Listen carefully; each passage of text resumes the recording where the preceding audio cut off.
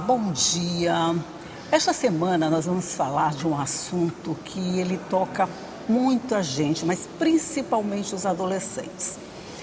Até um tempo a gente chamava de apelido, mas depois da década de 70 ele passou a ter um outro nome por conta das consequências mais graves que ele vinha apresentando. É o bullying, é sobre isso que nós vamos falar hoje.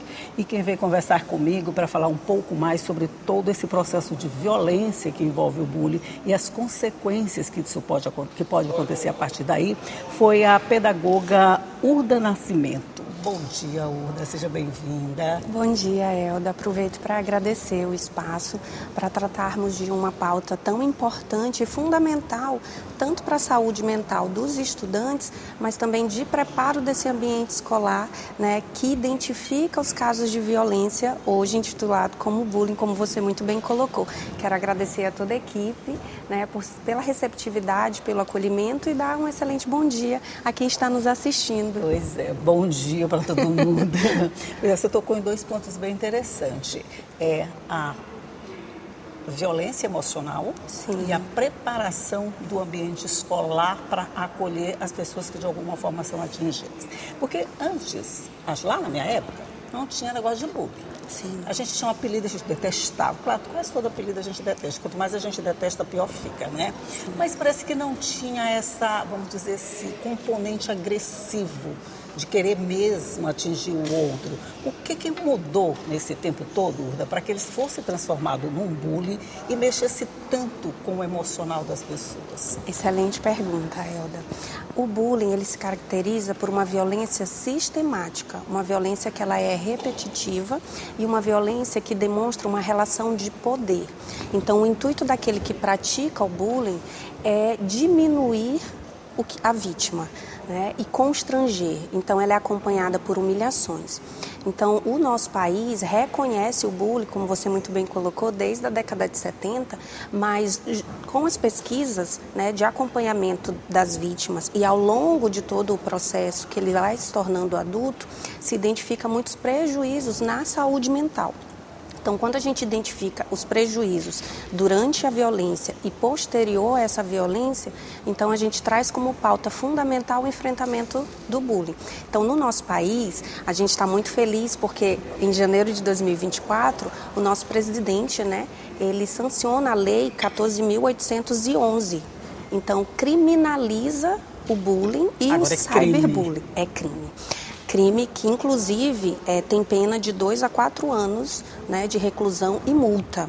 Então, muitos adolescentes que praticam não têm a compreensão da consequência, né, e é importante que dentro do espaço da escola a gente abra, né, diálogos de prevenção, de enfrentamento, mas também das consequências para quem pratica e as consequências de quem sofre a violência. Porque normalmente isso acontece dentro do ambiente escolar, né?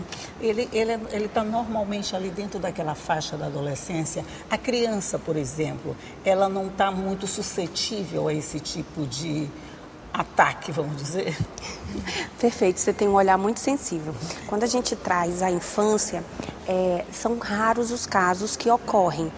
Com relação à adolescência, isso vem mais forte porque no processo de desenvolvimento humano, o adolescente ele quer se reconhecer dentro de um grupo, então eles estão em busca constante de se sentir pertencentes e aceitos e também eles estão em processo de ser para além da relação dos pais. Então, quem sou eu dentro dessa identidade?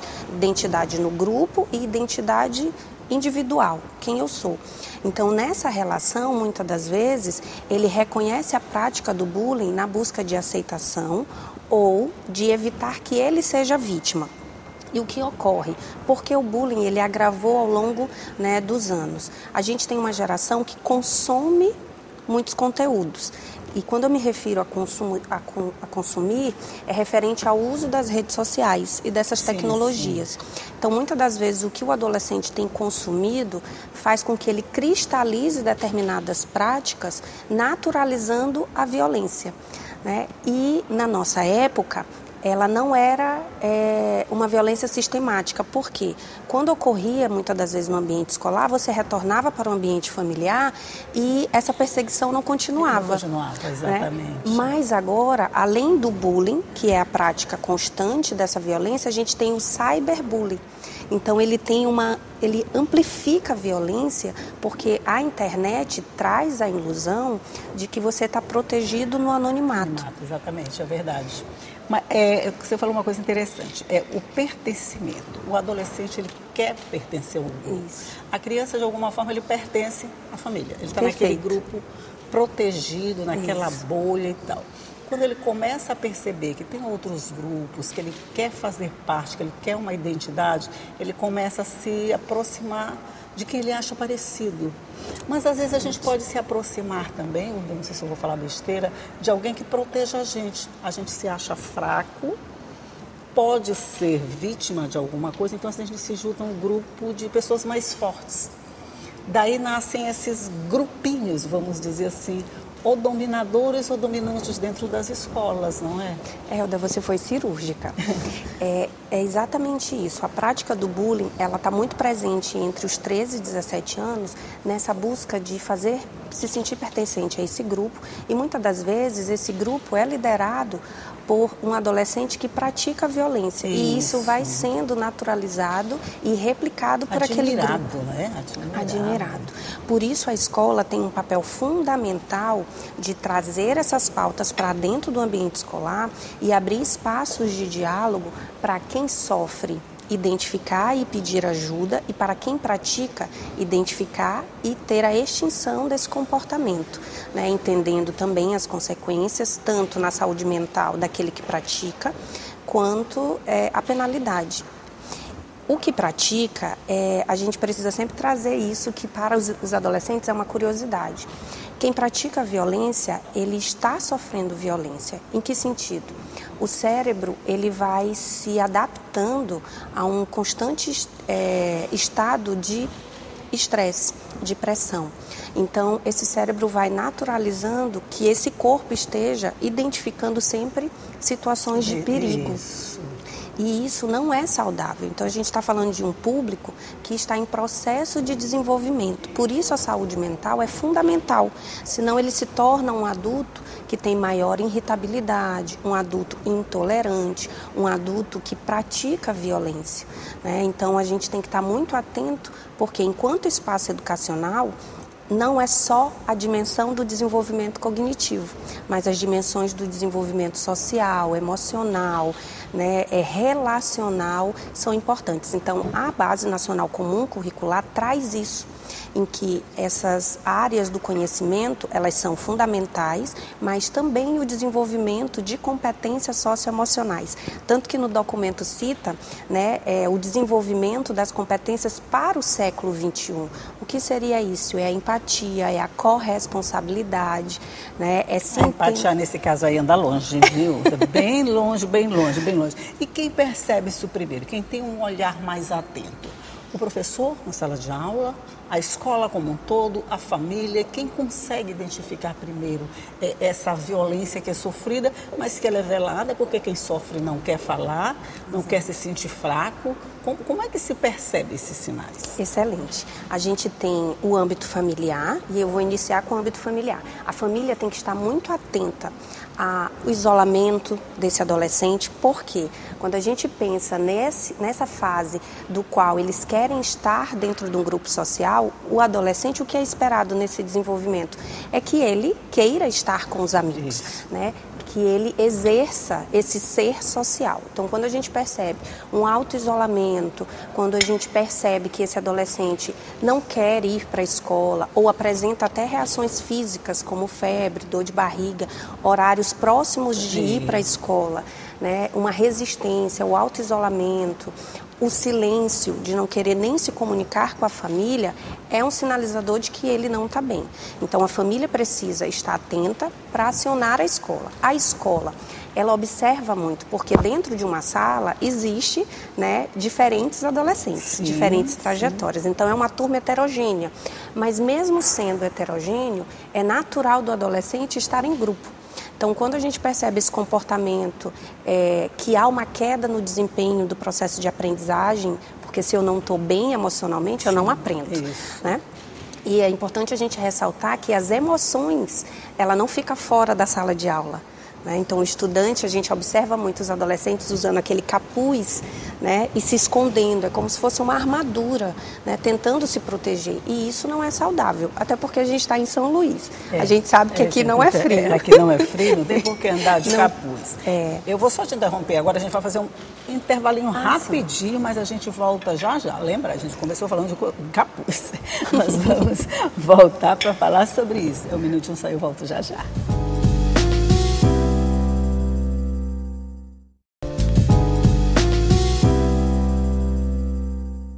Já estamos de volta conversando aqui sobre um assunto recorrente nas escolas, entre adolescentes e, consequentemente, na família, que é o bullying. E eu estou conversando aqui com a pedagoga Urda Nascimento para a gente entender um pouquinho mais sobre esse fenômeno, que parece que quanto mais a gente fala, mais ele fica difícil de ser entendido. A gente estava falando nessa percepção da escola, da família e dos professores. Aquele aluno que, de alguma forma, ele tenta se camuflar, como você disse, de capuz, de alguma coisa, ele já precisa de um olhar mais atento, né? Tem alguma coisa errada com ele. Excelente, isso mesmo.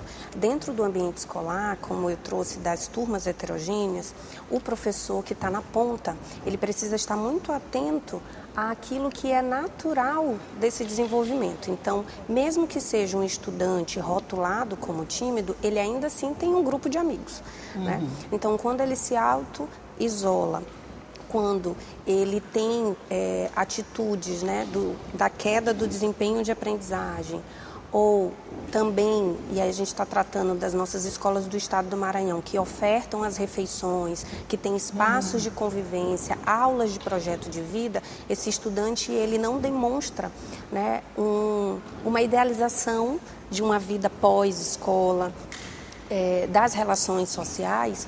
Isso pontua que isso não está saudável, que esse estudante precisa de ajuda. Por isso, todos os educadores precisam estar atentos. Nós, da Secretaria Estadual de Educação, estamos investindo em formação continuada para o enfrentamento do bullying e a consolidação da cultura de paz dentro das escolas. Porque a partir do momento que a gente traz isso para o ambiente escolar, é o grande espaço de enfrentamento, né? Claro que sempre em parceria e comunicação com a família, porque esse estudante frequenta outros espaços sociais. Agora, deixa eu só complicar um pouquinho mais. Nesses tempos em que os professores, às vezes, eles são tão vítimas de violência contra alunos, onde já existe, vamos dizer, um medo coletivo, até de determinados alunos dentro da sala de aula, onde você vê professores sendo agredidos, alunos que chegam armados dentro da sala de aula. Essa junção de tantos detalhezinhos não pode fazer essa fogueira ficar maior e ao invés da gente conseguir apagar, a gente vai só tentando abafar? Perfeito. A gente tem um cenário no nosso país que muito nos entristece, né? A gente tem um dado, por exemplo, que em 2023, de janeiro a outubro, ocorreram 11 ataques a instituições educacionais. Tanto que essa lei de 2024, que é a 14.811, ela também está no processo de enfrentamento às violências do bullying dentro da escola e as violências na instituição educacional, né, que seriam os ataques. A gente percebe, desde o processo da pandemia, muitos profissionais exaustos. Exatamente. Pela demanda da própria profissão, que é a educação, mas de demandas que eles não receberam formação acadêmica, né, que é lidar com esses novos desafios dessa geração. Então, o que nós temos feito, né, espaços de escuta e diálogo para esses profissionais, encaminhamento para a rede especializada, porque se esse profissional não estiver bem emocionalmente, ele não consegue realizar um bom trabalho, né? E isso reverbera. Então, o espaço da escola, ele precisa ser um espaço acolhedor. Então, por estarmos nesse desafio, nesse cenário de práticas de violência sendo naturalizadas, o espaço da escola tem que ser um espaço de afeto, de acolhimento e de segurança para todos os atores envolvidos, professores, equipe gestora, estudantes e as famílias. Por isso as famílias elas são fundamentais fazerem parte desse processo, dessa comunicação junto à escola, né? É um trabalho de uma comunidade. Você diria que a gente está conseguindo, aqui no Maranhão, acho que a gente não tem tantos episódios de violência, graças a Deus, dentro das escolas, como a gente vê em outros estados, com assassinatos, com essa coisa toda dentro das escolas. Aqui parece que a situação, não sei se é mais controlada ou mais tranquila, não sei bem qual seria o termo, mas você diria que a gente está conseguindo manter esse equilíbrio, embora ele seja um equilíbrio muito frágil, como todo equilíbrio que se faz é uma coisa muito frágil, né? A gente está conseguindo trilhar esse caminho de fazer essa ponte, aluno, escola, família, se envolver nesse processo todo? Eu fico muito feliz porque o estado do Maranhão é um estado gigantesco. Né? A gente tem 20 unidades regionais de educação, 217 municípios, é um estado do tamanho da Itália. Eu sempre me surpreendo com esse número de municípios. Sim, e que bom que a gente tem tido uma crescente construção de escolas, tanto da rede parcial quanto da rede integral. E eu fico muito feliz enquanto educadora e profissional da área que tem atuado dentro da Secretaria Estadual, que o fato de proporcionarmos uma educação, por exemplo, de tempo integral, que esse estudante passa 9 horários, ele chega às 7 da manhã, ele só sai às 17 horas, ele faz 3 refeições dentro da escola, tem consolidado um vínculo de respeito, né, a essa instituição. Então, no estado do Maranhão, a gente tem índices baixos de violência, até por uma questão cultural. Aqui no Maranhão é muito comum os estudantes ainda chamarem os professores de tia, né? Tia, exatamente. Isso. Em outros estados do nosso país é só professor. Então, essa relação que muitas das vezes é próxima e os estudantes... Dá uma certa familiaridade, Perfeito. né? Isso mesmo, o estudante se sente pertencente e ele busca nesse professor essa referência de afeto, de segurança, de uma família que boa parte do tempo está no mercado de trabalho. Então, o tempo de convivência com o adolescente, ele é reduzido e ainda sendo reduzido, há casos de famílias que pouco se dialoga. É verdade. Né? Então, a gente conseguiu consolidar uma boa relação, né? Uma relação de afeto, de escuta, por isso os índices baixos de violência no nosso estado. Mas ainda assim, isso não nos paralisa. Sim, a gente tem construído... Não pode ficar parado. As escolas de tempo integral, acho que de alguma forma elas suprem essa lacuna, né? Por exemplo, a família não pode estar com o filho, com o adolescente, com a criança, durante todo o período. Então, de alguma forma, ele está dentro de um outro ambiente seguro, e que a gente acredita que vai dar um resultado melhor. Isso contribui também, né? Sim, contribui. Contribui para o fato também desse adolescente não ingressar no mercado de trabalho tão cedo. Isso. Né? Por quê? Porque a gente oportuniza para esse adolescente um projeto de vida que muitas das vezes ele é o primeiro da família a sonhar com a universidade, a ingressar na universidade. Então, o tempo integral, ele traz para a família a importância do investimento em educação. A educação transforma. Então, a gente percebe que os estudantes de tempo integral têm uma maior porcentagem de continuar no estudo, né, e não ser seduzido por um resultado imediato, que é salários baixos, né, mas por estar imerso ali em uma rede de trabalho, que às vezes é menor aprendiz, mas às vezes não é, Isso, mas é verdade, pela necessidade de contribuir financeiramente na família. Só uma perguntinha, CDF pode ser considerado um bullying? Sim.